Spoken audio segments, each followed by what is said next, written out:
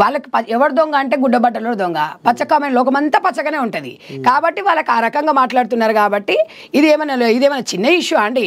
ఇప్పుడు మన తెలంగాణకు రావాల్సిన నీళ్లు నియామకాలు తెచ్చుకొని ఇక్కడ తెలంగాణ ఏర్పడ్డది, పిల్లలకు ఉద్యోగాలు రావాలనుకున్నాము, డెఫినెట్గా వస్తాయి మనకి. ఇవాళ వాళ్ళు ఏదో మాట్లాడుతున్నారని మీలాంటి చదువుకున్న వాళ్ళు మీలాంటి ఇప్పుడు హరీష్ రావు ఏమంటున్నా అంటే 3000 TMC నీళ్లు ఉన్నాయి మన అది హరీష్ రావు ఎవరో అండ్రి అంటే మనం వాడుకునే నీళ్ళు వాళ్ళే అంటారు, ఆంధ్రోలే అంటారు మనం అంటే మీరు వాడుకునే నీళ్ళు మీరు వాడుకున్నాక మిగతా నీళ్ళనే మేము తీసుకుపోతున్నాం, మిగతా నీళ్ళనే మేము తీసుకుపోతున్నాం. అది అంటే ఇప్పుడు సముద్రాలు కలుస్తున్నాయి కాదండి. మనం ఏమన్నా దోషులను తెచ్చుకొని బిందెలు తెచ్చుకొని దాచుకుంటామా? ఇవన్నీ మాట్లాడడానికి ప్రజలకి దీనివల్ల మీరు మిస్గైడ్ చేసి దీన్ని ఒక చర్చలుగా పెట్టుకుంటే దీనివల్ల ఏం ఉపయోగమా? దీనికి ఒక కమిటీ ఉంటుంది, దీనికి ఒక ఎంప్లాయీస్ ఉంటారు, దీనికి సంబంధించిన శాఖ ఉంటుంది, దీనికి అవన్నీ ఉంటాయి.